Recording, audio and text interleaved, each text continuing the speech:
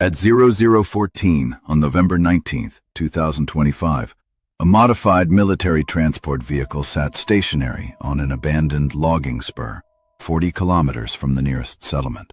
Inside, the VULOV family, Dimmitri, Elena, 14-year-old Anna, and 11-year-old Katya, lay in their bunks. Outside, the temperature had dropped to -4 degrees Celsius. The air smelled of damp pine and frozen mud.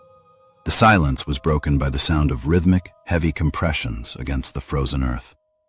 14-year-old Anna VULOV felt the vibration through the metal frame of her bunk before she heard the footsteps. Looking through the 10-centimeter gap in the window curtains, she observed a dark mass obstructing the moonlight. The Ussuri brown bear, a male later estimated at 610 kilograms, was standing less than 2 meters from the vehicle's exterior storage hatch. A prevailing valley wind was blowing at 15 knots, carrying the scent of cured meats and fats directly from a faulty seal on the exterior food compartment into the bear's path. Anna alerted her father. Dimmitri VULOV moved to the front cab. He flipped the toggle switch for the exterior LED floodlights. The light illuminated a specimen of Ursus arctos lasiotus, the Ussuri brown bear. The animal's fur was matted with burrs. Its breath formed thick plumes of steam in the freezing air. Dimmitri attempted to engage the ignition. The starter motor failed to turn. Earlier that evening, to prevent parasitic drain, Dimmitri had manually disconnected the battery terminals located in an exterior housing. To reconnect them, he would have to exit the vehicle. He remained in the driver's seat. The bear transitioned from a quadrupedal stance to a bipedal one, reaching a height of approximately 2.8 meters.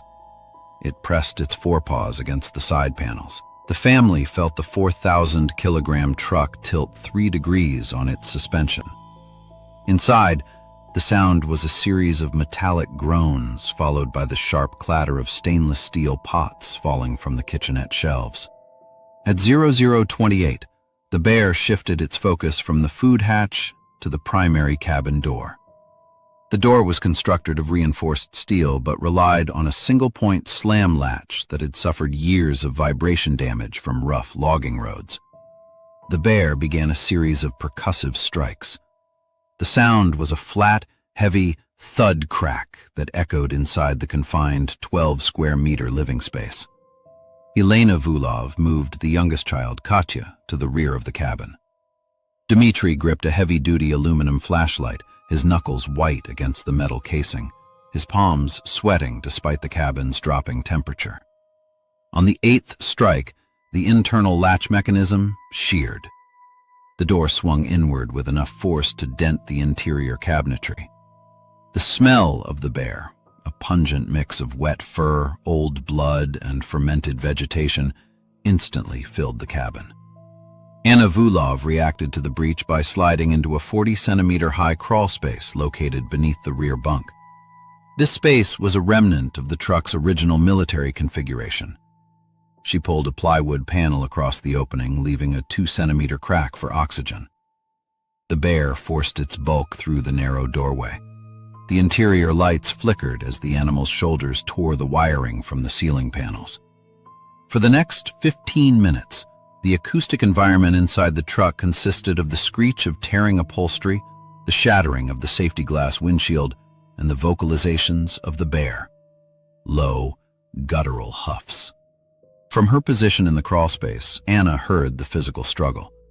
She noted the sound of her father's flashlight hitting the floor, followed by the heavy, wet sounds of a predatory strike. There were no human vocalizations after the first 3 minutes of the breach. The bear remained inside the vehicle for 17 minutes. It consumed the primary food stores located in the internal kitchenette before turning its attention to the occupants. The animal's movements were methodical. Anna remained motionless, her breathing shallow, her fingers numb as she pressed them against the cold steel of the floorboards to remain silent. The bear exited the truck at 0045, but returned twice before 0400, circling the vehicle and sniffing the doorframe. Anna VULOV remained in the crawlspace for 3 hours and 12 minutes after the final departure. At 7:15, as the sun rose, Anna emerged. The interior of the truck was coated in a layer of flour, shattered glass, and biological matter. She found a torn sleeping bag, wrapped herself in it, and sat on the exterior steps of the truck. At 14:30, a Forestry Service patrol arrived. They found Anna in a state of advanced shock. Status of occupants: Dimmitri VULOV, deceased, found 5 meters from the vehicle. Elena VULOV, deceased, found inside the main cabin. Katya VULOV, deceased, found in the rear bunk area. Anna VULOV, survived, sustained minor lacerations and psychological trauma. The forensic investigation identified 3 primary points of failure. 1. Olfactory management. The exterior food hatch seal had a 4 millimeter gap. In sub-zero temperatures, the thermal plume from the cooked food traveled over 1,000 meters, acting as a direct lure. 2. Mechanical vulnerability. The conversion of the military transport prioritized comfort over structural reinforcement of entry points. The single-point latch was insufficient for a 600-kilogram Predator's force. 3. Operational error. The decision to disconnect the battery terminals rendered the vehicle's most effective deterrent, mobility, useless. If you value these true survival stories, please hit that red subscribe button right now. It helps our channel grow so we can keep sharing these vital lessons. August 12th, 2022. Derek Madsen, a commercial fisherman with 15 years of experience, anchored his skiff off the coastline of the KODIAK archipelago. The tide gauge recorded one of the lowest astronomical ebbs of the year. This extreme recession of water exposed approximately 200 meters of granite reef and kelp-covered basalt, normally submerged under 3 meters of seawater. The air temperature was 11 degrees Celsius. The atmosphere smelled of decomposing kelp, salt spray, and tidal mud. Madsen observed that one of his steel-framed crab pots was snagged on the newly revealed reef. To avoid the loss of the equipment, he exited his vessel wearing rubber-soled deck boots and carrying a 1.5-meter aluminum gaff hook. The transit across the reef required high-friction contact with barnacle-encrusted rocks. At 8:22, Madsen paused. He looked down at a patch of saturated silt. He identified a series of plantigrade tracks, each measuring 30 centimeters in length, with distinct claw punctures. Water was still seeping into the depressions, indicating the displacement of the sediment had occurred within the last 3 to 5 minutes. The sound of the environment consisted of the low-frequency rhythmic surge of the distant surf and the high-pitched cries of gulls. At a distance of 40 meters, a male KODIAK brown bear, Ursus arctos middendorfi, emerged from behind a volcanic outcrop. The animal's weight was estimated at 650 kilograms. Its coat was saturated, dripping onto the stones with a steady, audible splat. The bear was engaged in opportunistic foraging, investigating tide pools for stranded marine life. At 8:26, the bear oriented its head toward Madsen. The two remained stationary for 6 seconds. Madsen's heart rate increased. He later reported a metallic taste in his mouth, a common physiological response to acute adrenaline discharge. The bear broke the standoff. It initiated a ground-covering trot. The sound was the heavy thud slap of massive paws hitting wet rock and kelp. Madsen attempted a rearward retreat. His right boot lost traction on a patch of Nereocystis, bull kelp. He fell onto his right side. The impact of his elbow against the basalt produced an immediate hematoma. He pushed himself upright, the aluminum gaff hook vibrating in his grip as his hands began to shake. The bear paused at 15 meters, distracted by a movement in a nearby tide pool. It huffed, a forced expulsion of air through the nostrils that carried the scent of musk and rotting fish. Madsen attempted to navigate back toward the deeper channel. He slipped a second time, his right palm sliding across a cluster of acorn barnacles. The sharp calcium carbonate shells sliced through the dermis and epidermis. He observed blood, bright red and oxygenated, mixing with the gray seawater on the rock surface. At 8:34, the tide reversed. The sound of the ocean changed from a distant hum to a localized rushing of water as the first surge entered the reef's drainage channels. The water temperature was 8 degrees Celsius. The bear resumed its advance. Madsen reached for a 40-centimeter polyethylene orange buoy attached to his gear. He threw it 3 meters to the bear's left. The bright color and the hollow clack of the plastic against the stone triggered the bear's investigative reflex. The animal diverted its path to sniff the object. Madsen used this 10-second window to enter the rising water. The sea reached his knees, then his waist. The cold shock caused an immediate contraction of his chest muscles, making respiration labored and shallow. His deckhand, Marcus, had observed the escalation from a secondary skiff 100 meters away.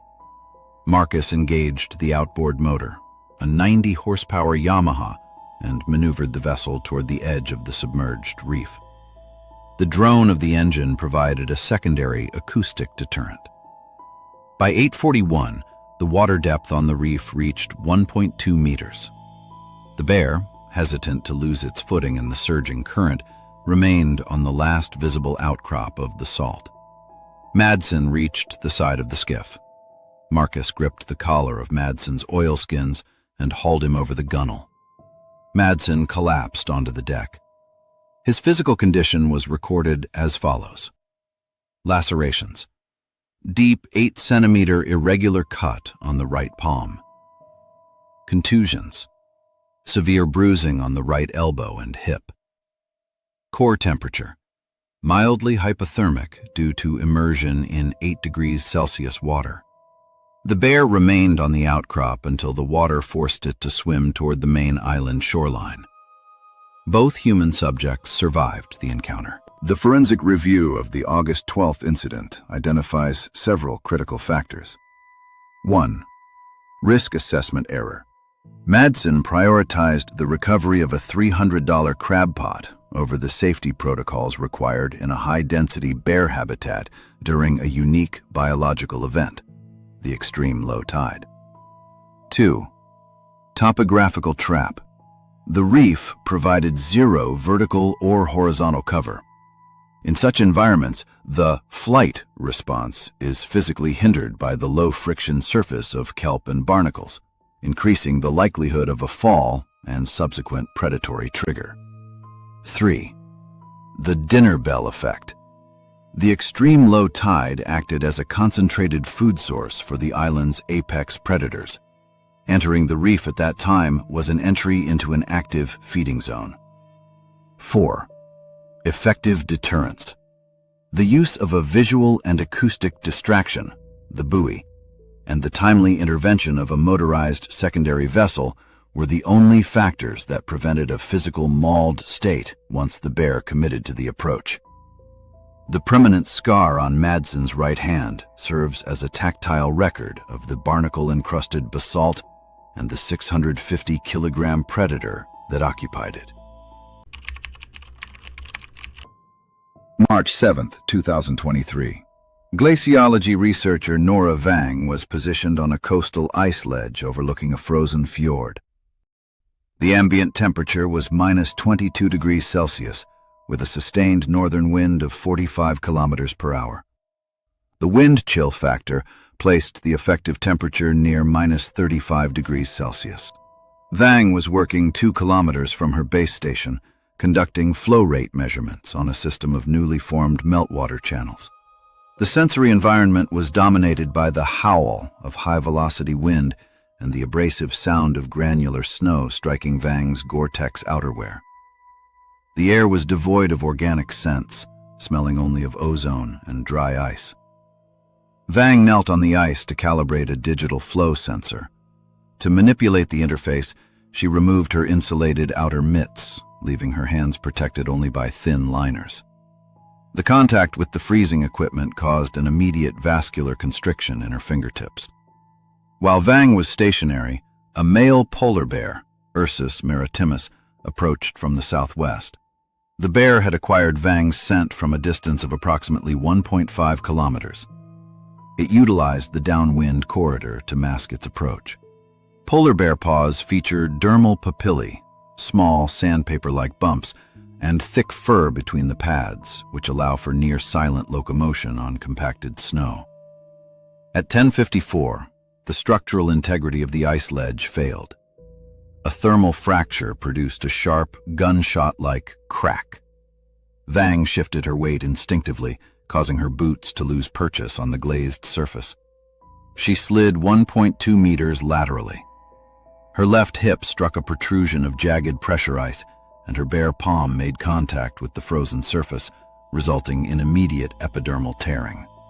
As Vang regained a vertical stance, she identified the bear at a distance of 10 meters. It occupied the only viable exit path from the ledge. The specimen was a mature male, approximately 400 kilograms.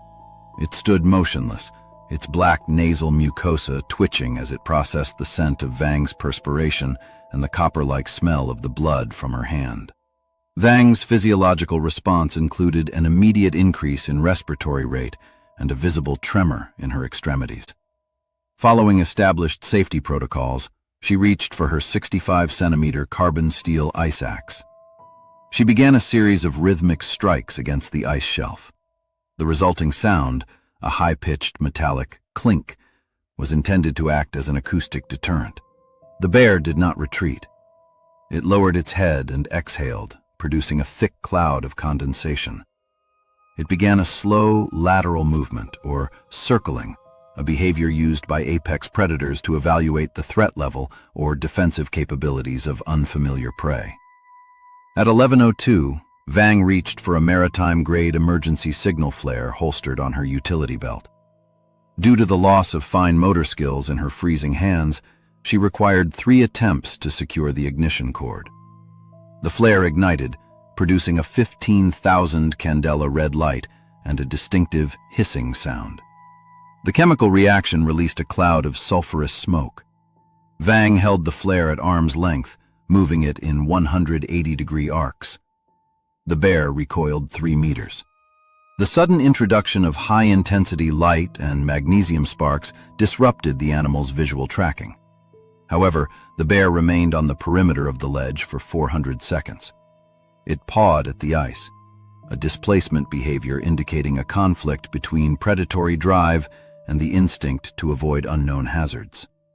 At 11:09, as the flare's chemical compound exhausted its fuel, the bear turned 180 degrees and initiated a steady trot toward the sea ice of the fjord. Vang remained stationary for an additional 10 minutes, monitoring the horizon through her goggles until the white silhouette was no longer visible in the blowing snow. Vang began the 2-kilometer return trek at 11:20. The increased physical exertion during the retreat accelerated the onset of localized cold injuries.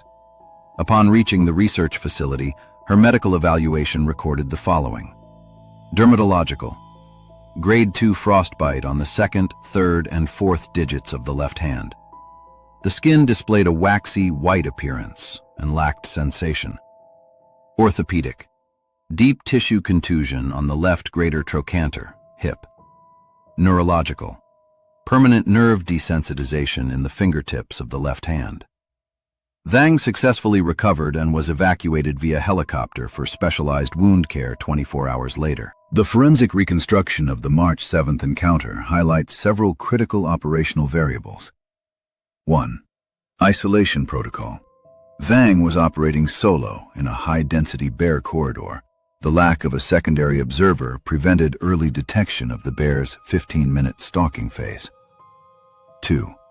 Environmental masking.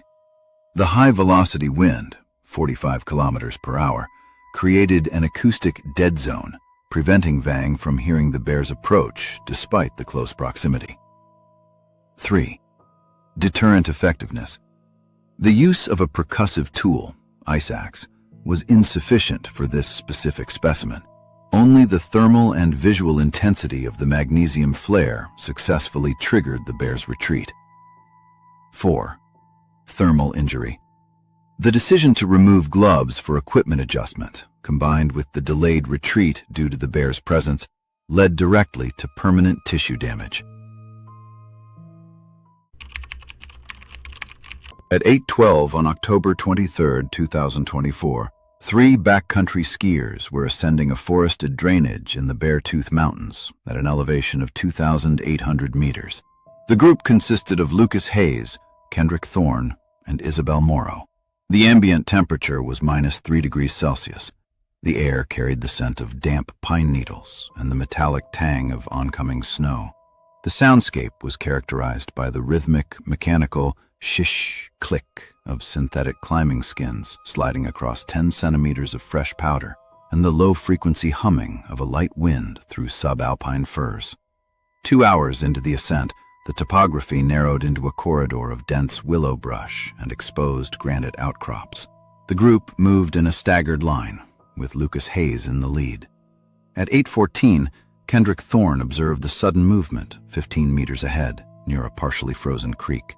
A male grizzly bear, Ursus arctos horribilis, estimated at 280 kilograms, emerged from the brush. The animal's coat was dark and dense with winter underfur. The bear was in a state of hyperphagia, a biological period of intense foraging prior to denning. Forensic evidence later indicated the bear had been feeding on a cached animal carcass near the water's edge. The bear initiated a charge. The sound was a heavy, rapid percussion of paws striking frozen earth, accompanied by a low-frequency huffing. Closing the 15-meter gap in less than 2 seconds, the bear struck Lucas Hayes with its right forepaw. The kinetic energy of the impact propelled Hayes 3 meters sideways into a granite outcrop. His helmet made audible contact with the stone. Hayes collapsed into a prone position. His breathing was irregular and shallow. Kendrick Thorne and Isabel Morrow transitioned to defensive postures. They utilized their aluminum alloy ski poles to increase their perceived physical size. Thorne moved forward, shouting to create an acoustic deterrent. The bear redirected its trajectory toward Thorne. It delivered a sweeping strike to Thorne's left shoulder. The bear's claws, non-retractable and approximately 8 centimeters in length, tore through 3 layers of technical fabric, including a hardshell jacket and a down mid-layer. Thorne was spun 180 degrees, the impact resulting in 3 deep lacerations and a partial dislocation of the acromioclavicular joint. Simultaneously, Isabel Morrow attempted to access a 250-gram canister of bear spray, 7.9% capsaicinoids, from her backpack's side holster. Her movements were hindered by a glancing blow to her forearm that forced her into deep snow, compromising her stability. The bear returned its focus to the stationary Hayes. For 90 seconds, the animal engaged in a sustained predatory assault. Thorne attempted to intervene by striking the bear's cranium with his ski pole. The force of the strike caused the 7075 series aluminum shaft to bend 45 degrees before snapping. The bear did not retreat. The air in the corridor now carried the heavy scent of musk and the copper-like smell of fresh blood. At 8:18, the bear disengaged and moved back toward the creek. It paused for 4 seconds, looking back at the survivors, before retreating into the dense willow thicket. Thorne and Morrow reached Hayes at 8:19. Hayes was unconscious.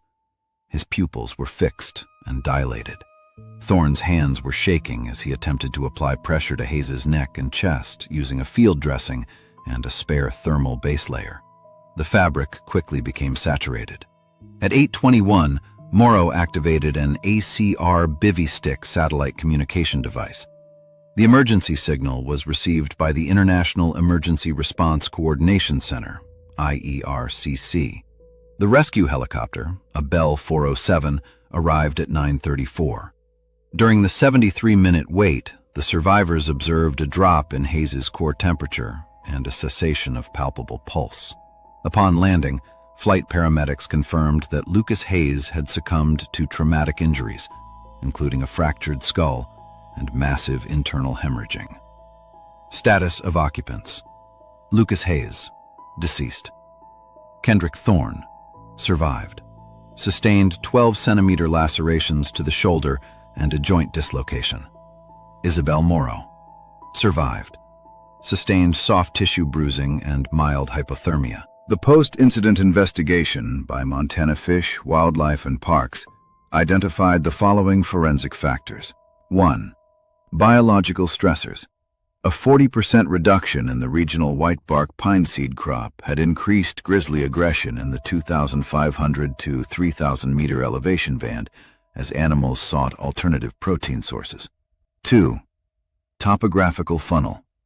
The group entered a terrain trap, a narrow corridor with limited sightlines, less than 20 meters, and high noise levels from the nearby creek, which masked the bear's presence. 3. Deterrent failure. The bear spray remained undeployed during the initial 120 seconds of the attack. Analysis shows that pack-mounted spray has a 60% slower deployment time compared to chest-holstered spray in high-stress encounters. 4. Defensive tool inadequacy. Aluminum ski poles proved ineffective as a physical barrier. The 1.5 millimeter wall thickness of the poles was insufficient to withstand the 3,000 Newton force of a grizzly's swipe. The recovery team found the snapped ski pole 2 meters from the impact site, a physical record of the failed defense. At 9:42 on September 19, 2024, Jordan Lee, a wilderness guide with 10 years of experience, was navigating a solo canoe upstream through a narrow creek channel. The water levels were recorded at 50% of their seasonal mean following a period of low precipitation. The air temperature was 12 degrees Celsius, and the water temperature was approximately 9 degrees Celsius. The soundscape was limited to the mechanical drip-splash of the carbon fiber paddle and the low-frequency gurgle of water moving around moss-covered logs.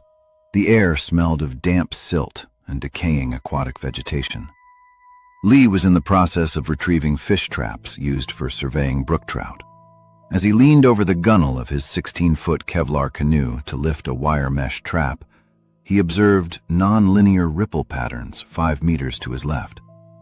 At 9:44, a male American black bear, Ursus americanus, emerged from a thicket of alder and willow. The specimen's weight was estimated at 180 kilograms.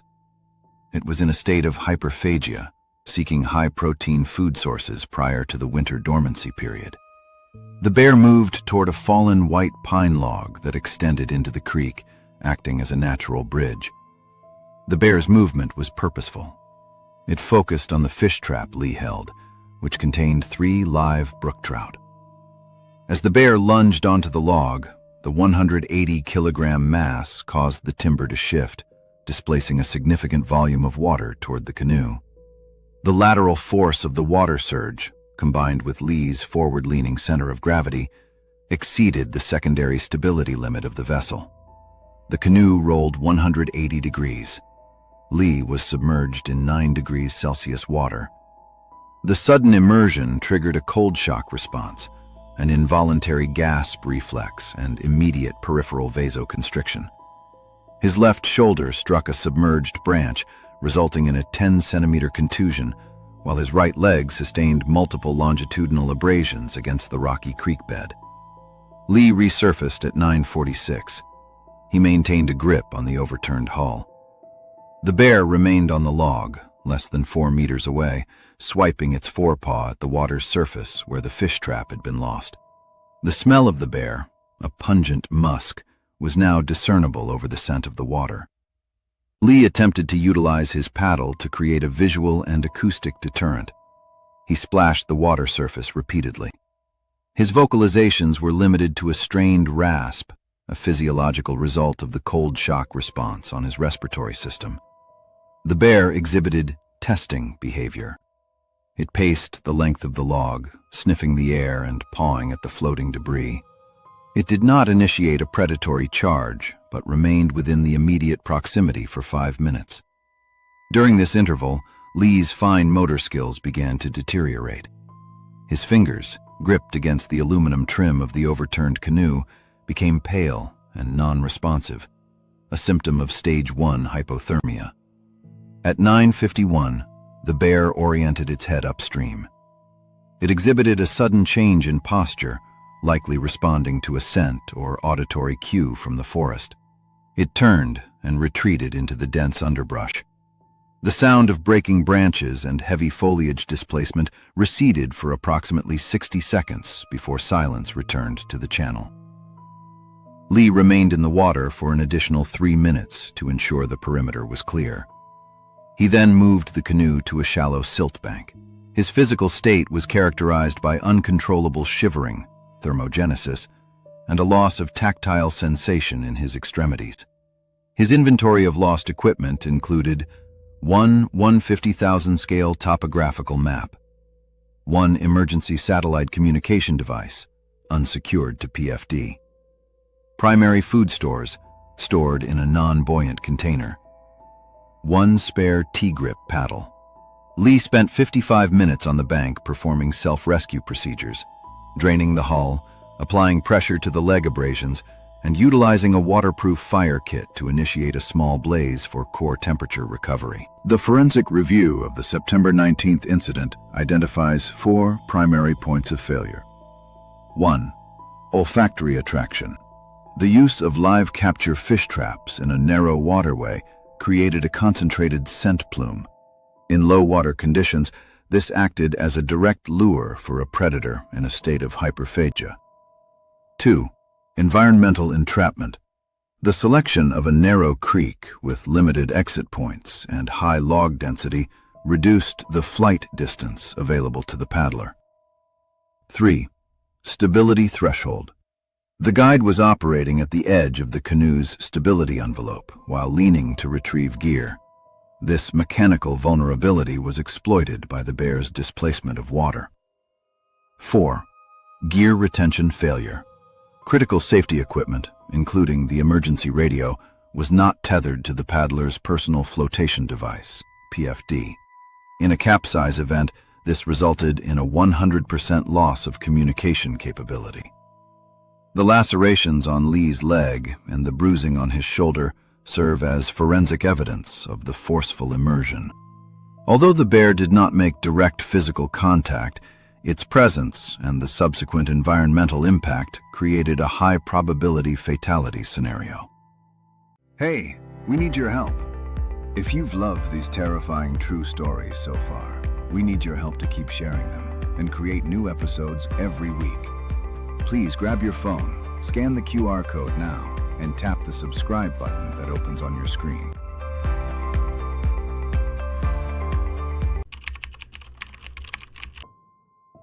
At 10:18 on June 14, 2025, wildlife biologist Maya Novak was positioned in a remote tributary of the SOČA River in the Julian Alps.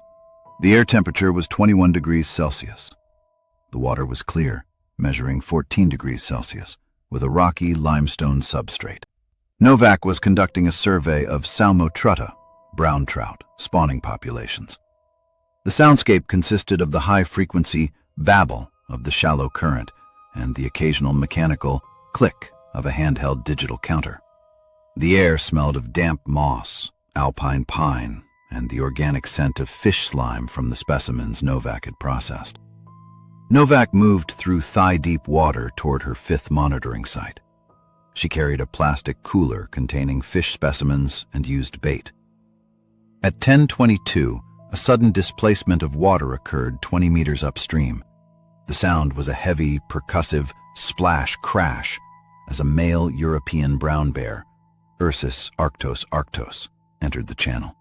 The bear weighed approximately 200 kilograms. It had been moving downstream, following the olfactory trail of the spawning fish and the concentrated scent of the bait used in Novak's traps. Brown bears in this region possess a highly developed sense of smell, capable of detecting protein sources from several kilometers away under optimal wind conditions. Upon visual confirmation of the predator, Novak attempted a rearward retreat. During this maneuver, her right rubber boot lost traction on a submerged, algae-coated rock. She sustained a grade 2 sprain to her right ankle as it rotated under her weight. She fell into the current. Her palms struck the jagged limestone riverbed, resulting in bilateral lacerations. The kinetic energy of the water quickly dispersed the blood, bright red and oxygenated, downstream. The bear oriented its head toward the splash. It closed the distance to Novak's position with fluid, quadrupedal movement through the current. The bear reached the rock where Novak had placed her cooler. It utilized its right forepaw to nudge the container. The sound was the hollow thud of plastic against rock, followed by a splash as the cooler fell into the deeper pool.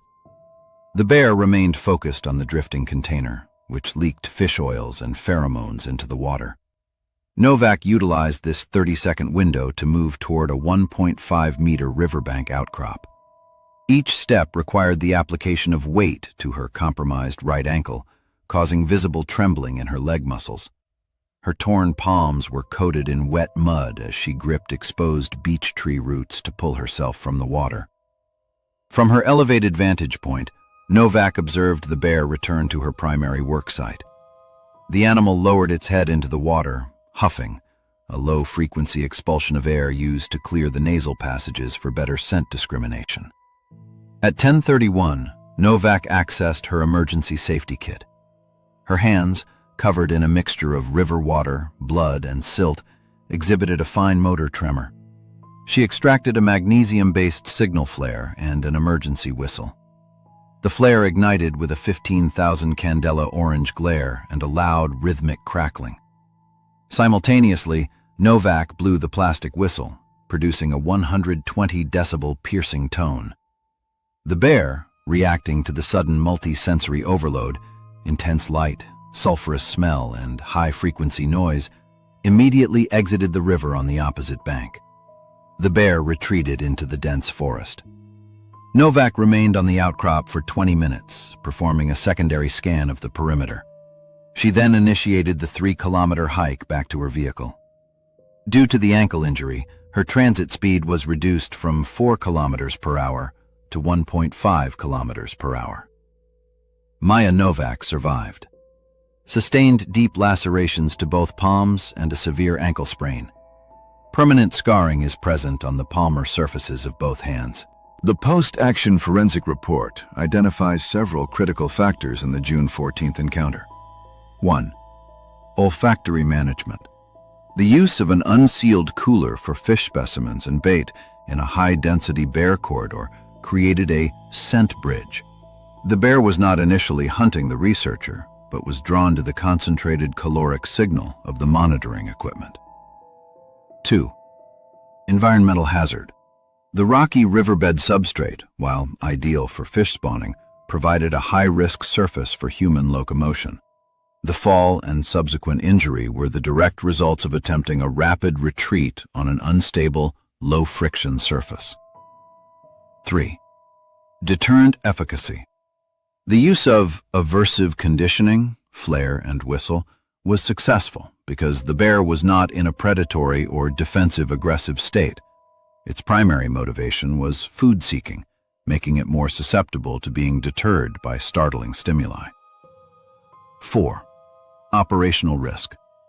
Conducting solo fieldwork in a rebounding predator habitat without a secondary observer or more robust deterrents, such as bear spray, significantly narrowed the margin of safety once the encounter occurred.